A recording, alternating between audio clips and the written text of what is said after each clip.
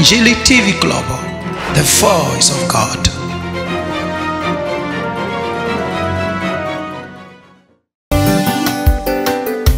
Nitie mafuta Baba, nitie mafuta Baba, kwa kazi yako Baba nitafanya, kwa mataifa Baba nitafika.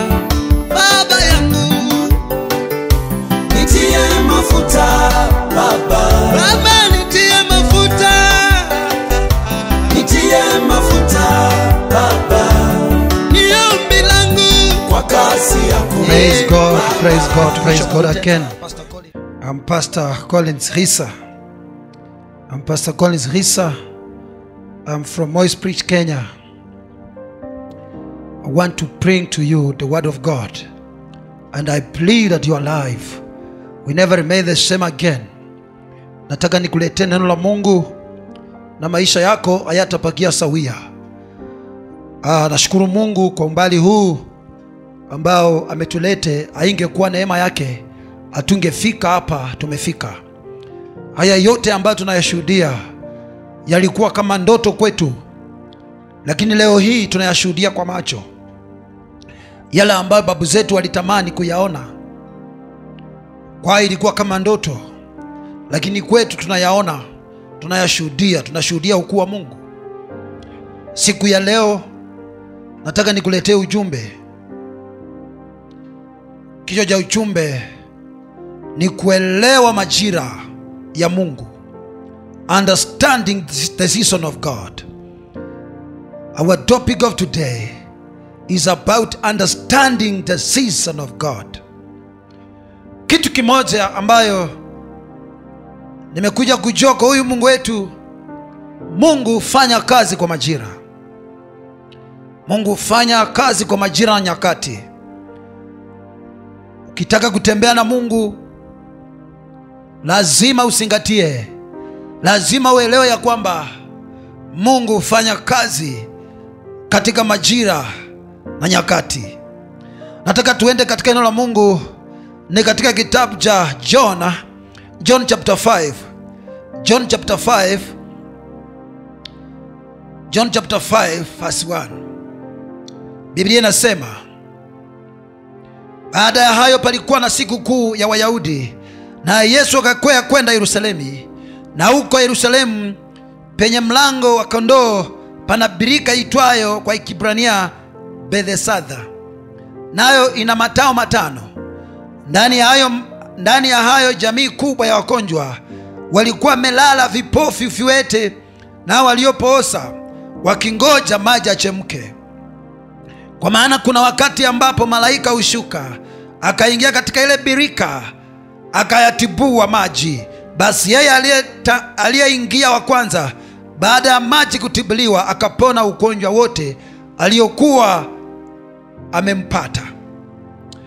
Neno la Mungu linasema ya kwamba siku moja Yesu akakwea kwenda wapi? Kwenda Yerusalemu. Yerusalemu ulikuwa ni mji mkubwa wa Israeli. Yesu akakwea akaelekea Yerusalemu, na maandiko yanasema ya kwamba na huko Yerusalemu penye mlango wa kondoo pana birika itwayo kwa Kiebrania Bethesda, nayo ina matao matano. Pale Yerusalemu kulikuwa na birika, na ili birika ilikuwa ni kama hospitali, ama ilikuwa ni mahala ambapo watu wenye shida mbalimbali walikuwa wanaletwa mahali pale na jamii zao, ili ya kwamba wakapate kupokea uponyaji. Maandiko yanasema ya kwamba pale kulikuweko na wagonjwa aina nyingi. Maandiko yanasema kulikuweko na vipofu, kulikuweko na viwete, na hata waliopooza na wenye shida mbalimbali. Hao watu walikuweko mahali pale wakingojea ya kwamba maji atibuliwe. Maana maandiko yanasema ya kwamba kuna wakati malaika hushuka ndani ya ile bahari, hushuka ndani ya ile birika, na yeyote ambaye utangulia ndani ya yale maji akapokea uponyaji na akaondoka akiwa amepona. Nataka unielewe ya kwamba kulingana na vile ambavyo naona hapa katika maandiko, inasema hivi katika mstari wa 4, kwa maana kuna wakati ambapo malaika ushuka akaingia katika ile birika akayatibua maji. Ya kwamba kuna wakati, si kila wakati, but kuna wakati ambapo malaika wa Mungu huwa anaingia, anatibua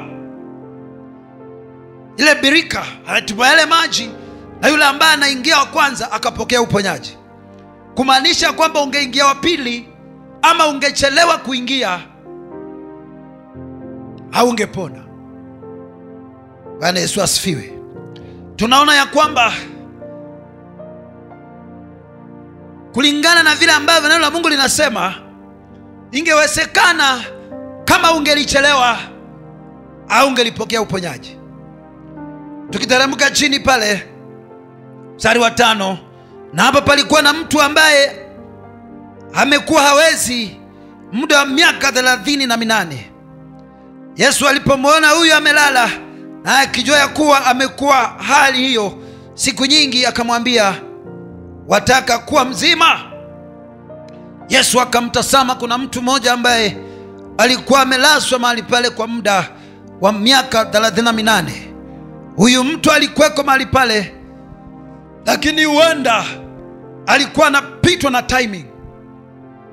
Huenda huyu mtu alipitwa na majira, hakuelewa nyakati na masaa ya Mungu kuachilia watu wake. Na ndipo hapa tunaona katika maandiko ya kwamba huyu mtu alikaa mahali pale kwa muda mwingi sana. Miaka 38 si miaka michache. Huyu mtu alikaa pale akingojea kupona, lakini hakupokea uponyaji, maana watu wangemtangulia.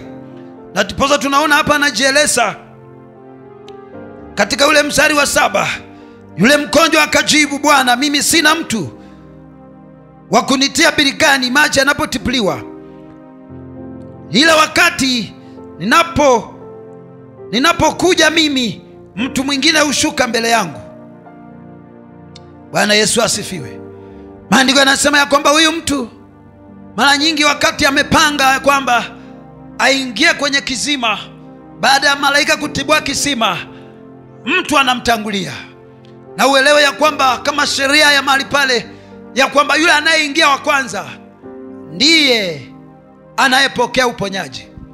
Unapoingia wa pili hauwezi ukapokea uponyaji. Sasa timing ya huyu mtu haikuwa mzuri, na ndiposa alikaa pale kwa muda mrefu sana, miaka mingi akisubiria uponyaji, lakini hakupata. Na ndiposa siku ya leo ninakuja kwako na ujumbe ya kwamba Mungu wetu ambaye tunamtumikia ufanya kazi na season, ufanya kazi na majira. Maana usipoelewa majira ya Mungu, utakuwa na roho ambayo inaitwa stagnation. Utakaa mahali pamoja mwaka nenda rudi, mpaka unafika mahali unaanza kuona ni kana kwamba umerokwa. Kumbe si kurokwa, hauja kwa time majira ya Mungu. Mungu hufanya kazi na majira. Nataka turuke katika kitabu, twende katika kitabu cha Genesis. Genesis chapter 8 verse 22. Ingia nami katika kitabu cha Genesis chapter 8 verse 22. Hapa ni wakati ambapo Nuhu ametoka. Hapa ni wakati Nuhu alitoka kwenye safina pamoja na familia yake baada ya kuokolewa na Mungu na ile gharika ambayo iliwaua wanadamu wote na wanyama. Lakini Nuhu pamoja na familia yake na mifuko wale ambao Bwana aliamuru waingie nao kwenye birika, wakawa wameokolewa. Nuhu alipotoka ndani ya safina, tukianzia mstari wa 20, Bible inasema ya kwamba Nuhu akamchengea Bwana madhabahu, akatoa katika kila mnyama aliye safi na katika kila ndege aliye safi, akavitoa sadaka ya kuteketezwa juu ya madhabahu. Bwana akasikia harufu ya kumridhisha. Bwana akasema moyoni, sitailaani tena nchi baada ya hayo kwa sababu ya mwanadamu, maana mawazo ya moyo wa mwanadamu ni mabaya tangu ujana wake, wala sitaipika tena baada ya hayo kila kilicho hai kama nilivyofanya. Mstari wa 22 ni ule mstari ambao nilikuwa naangalia. Muda nchi tumpo, majira ya kupanda na mafuno, wakati wa baridi na wakati wa hari, wakati wa kaskazi na wakati wa kusi, mchana na usiku havitakoma. Hapa tunaona ya kwamba season ikaanza. Mungu akaanza kuoperate katika majira. Dunia ilipoumbwa hakukuwa na majira. Dunia ilipoumbwa hakukuwa na majira. Lakini hapa tunaona ya kwamba baada ya Nuhu kumtolea Mungu sadaka, baada ya ile karika ambayo iliangamiza wana wa Mungu, Nuhu akamtolea Bwana dhabihu. Na alipomtolea dhabihu, hiyo dhabihu ikamridhisha Bwana. Bwana akahapa akasema ya kwamba hata ilaani tena nchi, hata pika tena nchi kama vile alivyoipika. Na mstari wa 22 Bwana akawa anasema, muda nchi tumpo, majira ya kupanda mafuno, wakati wa baridi na wakati wa hari, wakati wa kaskazi na wakati wa kuzi, mchana na usiku havitakoma. Bwana akaweka season. Kuanzia hizo nyakati kukawa na season. Sasa katika maisha yako, mtoto wa Mungu, elewa ya kwamba Mungu hufanya na season. Kuna watu wengi wamepitwa na miujiza kwa sababu hawakuelewa season. Kuna mtu alipitwa na mume wake ambaye angemuoa kwa sababu hakuunderstand majira. Huenda aliona yule ndugu akiwa maskini, huenda aliona yule ndugu akiwa katika hali ambayo si hali nzuri, akamkataa. Na baada ya kumkataa akapitwa na mume wake ambaye Mungu alikuwa amekusudia kwamba akamuoe. Bwana Yesu asifiwe. Kwa muda mfupi mpendo, nataka niongee na wewe. Ni vizuri ya kwamba uelewe ya kwamba huyu Mungu tunayemtumikia ni Mungu ambaye anafanya kazi kwa majira. Na majira yako yakipita mpendwa, utabaki ukifunga, utabaki ukilia. Lakini kama wakati wako ambao Mungu alikuwa ameamuru ya kwamba ubarikiwe umepita mpendwa, hata kama ni nabii atashuka kutoka juu mbinguni, it will be hard for you. Na ndiposa nimekuja na ujumbe mmoja kwamba ni vizuri uelewe ya kwamba Mungu hufanya kazi katika majira. Bwana Yesu asifiwe. Ndiyo, Mungu huwa anapeana second chance. Lakini mara nyingi ile neema ambayo Mungu ameachilia kwa maisha yako ukakosa kuitumia vizuri, kuna siku utatamani kuipata, hautaiona. Na ndiposa anasema ya kwamba shikilia sana ulicho nacho, usije ukaruhusu adui akakichukua. Ndiyo, our God is a God of second chance. Lakini hiyo isifanye ya kwamba sasa wewe upoteze wakati ukisema ya kwamba Mungu atakupa second chance. Huenda hiyo nafasi ambayo Mungu amekupa ni hiyo nafasi tu. Na watu wengi wamejipata katika shida, watu wengi wamejipata katika mateso, wamejipata katika mahangaiko ya maisha kwa sababu hawakuelewa majira ya Mungu. Wengine wakapata nafasi hata katika kazi, lakini hizo nafasi hawakuzitumia vizuri. Baadaye wakaja wakafutwa. Walipofutwa wakaanza kupitia shida, na ndiposa walianza kurealize ya kwamba kumbe walifanya mistake. Unajua kuna mtu kwa hiyo nafasi Mungu amemweka, yeye anachukulia kawaida. Kuna kiwango Mungu amekuweka mpendwa, wewe unachukulia kawaida. Bwana Yesu asifiwe. Na ndiposa nimekuja kwa wakati huu nikuombe ya kwamba msikilizaji wangu, ni kitu kimoja uelewe ya kwamba Mungu hufanya kazi na majira. Mungu hufanya kazi na season. Na usipo understand season yako utapitwa na wakati. Na ndiposa tunaporudi katika Mhubiri 3 tukisoma tukiendelea, neno la Mungu linasema ya kwamba tukianzia penyewe ya kwamba kwa kila wakati kuna majira yake. Kwa kila kusudi katika dunia kuna majira yake. Mungu hufanya kazi kwa majira. Kuna wakati wa kusaliwa, kuna wakati wa kufa, kuna wakati wa kupanda, kuna wakati wa kufuna. Na ndiposa unaona watu wengine, wakati wengine wanapanda na wao katika shughuli zao. Maandiko yanasema Mungu hadhihakiwi, chochote apandacho mtu atafuna. Uwezi ukapanda mahindi ukafuna maharagwe. Chochote ambacho unapanda elewa ya kwamba utafuna. Bwana Yesu asifiwe. Na yote utendeka katika wakati, yote utendeka kwa majira. Bwana Yesu asifiwe. Sasa mtoto wa Mungu, kwa nafasi ambayo Mungu amenipa, nataka uelewe kitu kimoja, ya kwamba Mungu hufanya kazi katika majira. Sasa unalia unasema ya kwamba unataka mume akuoe. Umefikisha miaka 40 dada, hauoni mtu ambaye anakuulizia. Kwa sababu wakati ulikuwa msichana, wakati ungeulizwa na wandugu ungekataa. Ulikuwa unataka mtu wa aina fulani, unataka mtu ambaye ako na pesa, mtu ambaye ako na gari. Na kwa sababu hauku understand timing ya Mungu, ukakataa yule ndugu ambaye alikuja kwa kilio. Baada ya kumkataa yule ndugu, sasa hii unajutia. Unasema ya kwamba ningelijua. Nataka nikuambia kwamba mpendwa, Mungu hufanya kazi katika majira. Na ndipo tunaona huyu mtu ambaye alikaa katika birika la Bethsaida, alikaa pale kwa muda wa miaka 38 bila msaada, kwa sababu haku understand majira. Watu wengi wamebaki katika hali ile the same, wamebaki at the same place kwa sababu hawaku understand the timing of God. Majira ya Mungu kuwatembelea hawakuelewa. Wapendwa, kitu kimoja ambacho nataka nikuache nacho, elewa ya kwamba Mungu hufanya kazi katika majira. Unaposoma katika Genesis, kuna masaa ambayo Mungu alikuwa anatembelea Adam na Hawa wakiwa katika bustani la Eden. Mungu alikuwa anatembelea asubuhi na jioni. Kuna nyakati ambazo Mungu alikuwa anawatembelea watu wake. Kumaanisha kwamba si kila wakati Mungu alikuwa anatembelea Adam na Hawa, isipokuwa masaa ya asubuhi na jioni. Msikilizaji wangu, kuna masaa ambayo Mungu hutembea. Kuna masaa ambayo Mungu hufanya kazi. Mungu hufanya kazi kwa majira yake. Na ni vizuri kama mtoto wa Mungu elewe. Maana usipoelewa hivyo mpendwa, utapitwa na wakati. Kuna watumishi wa Mungu leo hii wanang'ang'ana. Maana kuna watu Mungu alileta katika maisha yao, lakini hao watu hawakuhandle vizuri. Hao watu hawakuwatunza vizuri.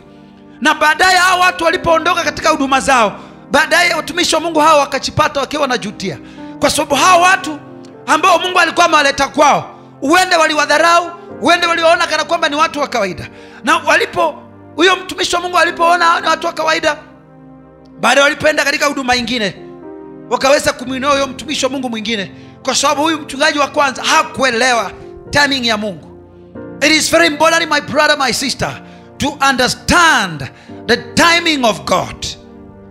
Maana Mungu ambaye tunamtumikia ni Mungu ambaye hufanya kazi katika majira. Elewa ya kwamba Mungu huyu ambaye tunamtumikia hufanya kazi katika majira. Na ndipo tunaona hata watumishi wa Mungu, ukisoma katika Matendo ya Mitume 3, tunaona ya kwamba Petro na Yohana walikuwa wakienda hekaluni masaa 9 kuomba. Haya ndio yaliokuwa majira yao kufanya namna gani? Majira yao ya kumtafuta Mungu. Msikilizaji wangu, mpendwa wangu, nataka uelewe ya kwamba Mungu hufanya kazi katika majira. Na usipoelewa hivyo utapitwa na wakati. Masaa ya muhimu sana kwa Mungu. Siku moja katika maandiko, ni kitabu cha Mathayo, Matthew chapter 13 verse 24. Wanafunzi wa Yesu wakaenda kupanda mbegu.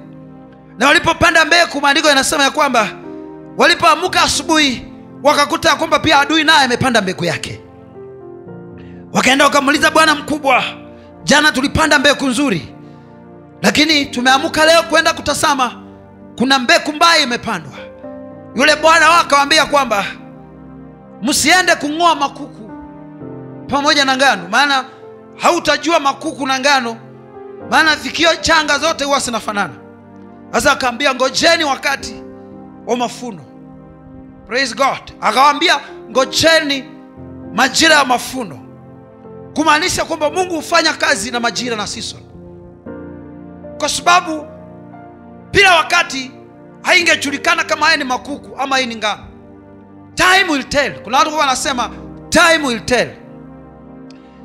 Wakati itaamua kama hao walikuwa upande wa Mungu ama walikuwa upande wa shetani. Time will tell. Na ndipo yule bwana akawaambia kwamba msiende mkang'oa makuku, maana huenda mtang'oa ngano pasipo kujua. Ngojeni wakati wa mafuno. Wakati wa mafuno sasa kila mtu ataweza kuelewa kwamba hii ni ngano na hii ni makuku. Na itakuwa rahisi kuweka ngano kwenye store na makuku kuyawasha moto.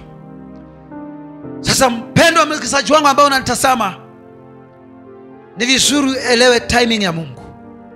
it is good to understand the timing of God. Katika ministry, it is good to understand the timing of God. Naposoma maandiko, ukiangalia katika habari za Bwana wetu Yesu Kristo, akianza ministry, alianza na miaka 30. 30 years Yesu akaanza ministry. Na alifanya ministry kwa miaka 3 peke yake. Lakini ile kazi ambayo Yesu alifanya kwa muda wa miaka 3, Bible inasema ya kwamba mambo yote ambayo Yesu alifanya, ingesemekana ya kwamba andika kwenye Biblia, andika kwenye kitabu, maneno yote ingejaa dunia mzima. Kwa sababu ni mambo mengi sana Yesu alifanya, na mengine hata hayakuandikwa. Kwa muda wa miaka ngapi? Miaka 3. Naposoma tena maandiko, naona huyu kijana ambaye anaitwa Yusufu anaingia State House akiwa na 30 years. Bwana Yesu asifiwe. Kumaanisha kwamba ni vizuri uanze kupenya ukiwa 30 years. Kwa sababu kama Yesu ameanza ministry 30 years na anakuwa na impact kubwa, wewe uko na 40, uko na 50 and you have done nothing. Kumaanisha kwamba au kutumia wakati wako vizuri. Uko na 70 lakini bado unaishi kwa plot, na unasema ya kwamba nimerokwa. Hau kutumia wakati wako vizuri. Na kama hautatumia wakati wako vizuri, utaanza kuregret. Ukisema nimerokwa, sijui nani alinilaani, na kumbe haujalaaniwa, ni wewe mwenyewe umeshindwa kutumia wakati wako mzuri.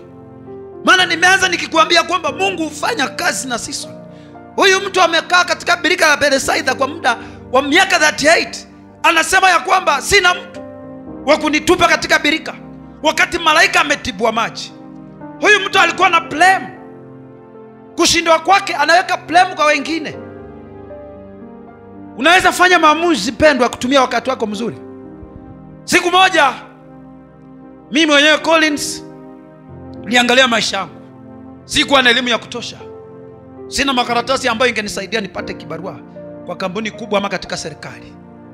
Lakini kitu kimoja nika understand. Nikitumia time yangu vizuri, siku ikiisha nijue leo nimeingiza pesa ngapi. Na kwa hii pesa nimeingiza nimesave ngapi. Na ninakula ngapi. Nika understand ya kwamba ninapoamka siku isiishe kama sija make progress yoyote. Na nikachukua hatua. Nikaanza kuunderstand. Maana masaa hayawezi yakakungojea. Wakati hayawezi yakakungojea. Kuna mtu anakaa anasema namngojea Mungu. Time will never wait for you. Pendo msikilizaji wangu, it is good to understand time. Use your time well. Tumia wakati ambao Mungu amekupa vizuri. Wazungu wanasema time is money. Na mtu ambaye anakurespect, ana respect pia your time. Ukiona mtu unapromisiana na mtu ya kwamba tukutane saa 1, na huyo mtu anakuja saa 2, kumaanisha huyu mtu value time. He does not value time. Na kwa nini sisi Africans tuko nyuma sana? Kwa sababu hatuzingatii wakati. Enda katika nchi za wazungu uone. Wazungu ni watu ambao wanazingatia time. Wakisema ni saa 1 ni saa 1. Wakisema ni saa 2 ni saa 2. Lakini si wa Afrika, ukipromise mtu saa 1 atakuja saa 3. Wanasema masaa ya Afrika. Na ndipo basi tuko nyuma ya wazungu. Kwao wanatangulianga kuona siku, sisi tukiwa nyuma. Na hata kiakili wao wako mbele yetu. Bwana Yesu asifiwe. Sasa tukitaka kuwa na mbali kama watoto wa Mungu, we need to understand time. We need to understand time. We need to work with time. Wakati ambapo unaishi, make sure kwamba miaka yako inaposonga, pia nawe kaweze kuongezeka hata kiutajiri, kaweze kuongezeka kiroho. Tunaona katika maandiko yanasema kwamba mtoto Yesu wakati anakuwa kwa kimo, akakuwa pia spiritual, pia akakuwa kiwisdom, pia akaongezeka. Usiona unakuwa tu kimwili lakini kiakili haukui. Vile time inasonga, make sure kwamba pia nawe unaongezeka. Utakuwa mzuri. Kama wewe ni mchungaji, make sure wakati ulianza kanisa, ulianza na watu wawili, baada ya miaka fulani at least kuwe na improvement, kuwe na progress. Lakini kama iwapo kama uko mahali pamoja, kumaanisha kwamba hautumii wakati wako vizuri. Hata kibiashara, ulianza na kaduka, ulianza na kakioski, miaka nenda rudi bado uko kale kakioski, stock haiongezeki, kumaanisha kwamba hautumii wakati wako vizuri. Naamini ya kwamba kwa ule muda ambao nimesema na wewe, you have catch up something. Kuna kitu ambacho umechukua. Huenda sijahubiri vizuri kama pastor yako, huenda sijahubiri kama yule nabii ambaye unapenda, but kile Mungu ameweka ndani yangu, naamini ya kwamba umekisikia. Hata Musa hakuwa msemaji mzuri, lakini Mungu alimchukua. Na yeye mwenyewe anasema tatumia vyombo dhaifu kuwaipisha wenye nguvu.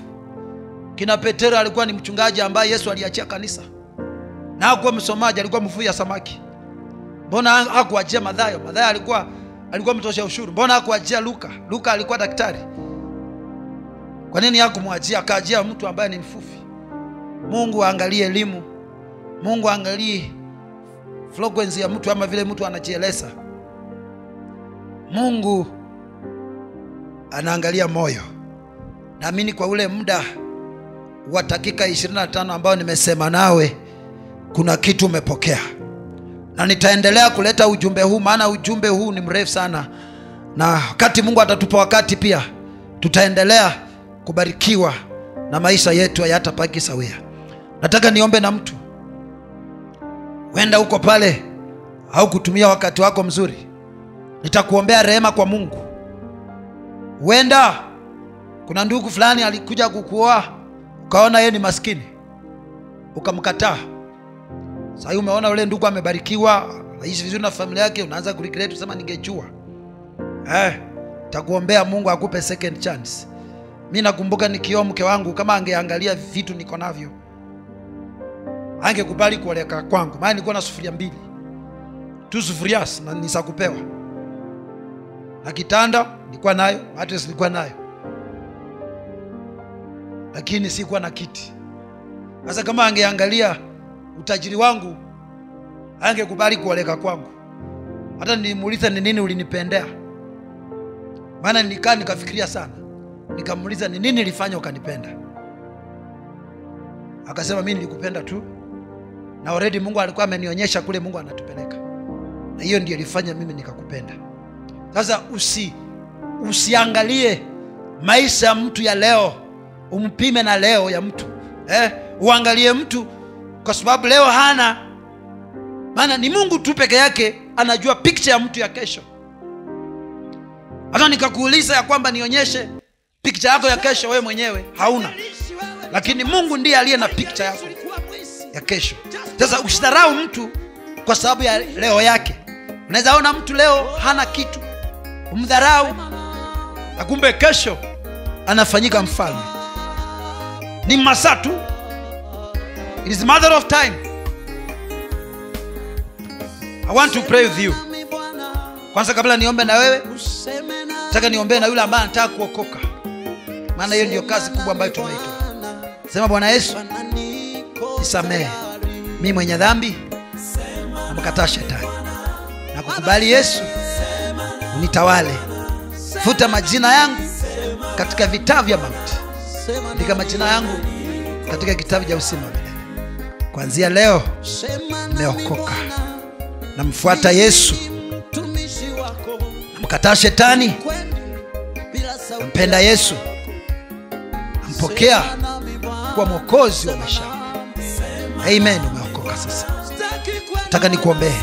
Father, in the name of Jesus, I speak salvation.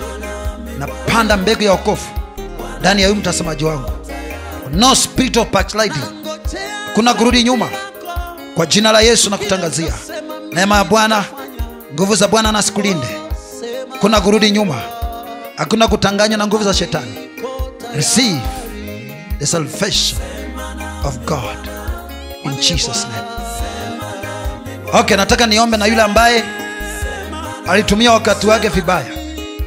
Mungu akampe nafasi nyingine. Kisoma maandiko, Abrahamu katika uzee wake akabarikiwa na mtoto. Kama kuna kitu yenye mimi sipendi ni kupata vitu nikiwa katika uzee. Unanunua TV ukiwa na 90 years, hata macho haioni vizuri. Ione vizuri ndio umenunua TV. Bako unauliza unavaa miwani ndio utasema TV. Sema hiyo roho nakataa kwa jina la Yesu. Unapata vitu kuchelewa, umeteseka. Unanunua gari ukiwa 95, hata uweze. Hiyo itakusaidia na nini? Hata kama umechelewa na kuombea. Hata Abrahamu alipata vitu katika kuchelewa kwake. Na Mungu atakupa hiyo grace kwa jina la Yesu. Father, in the name of Jesus. Huyu ndugu, huyu dada alitumia wakati wake vibaya. Leo hii anajutia. Wakati ulimpa nafasi, na nipoza katika maandiko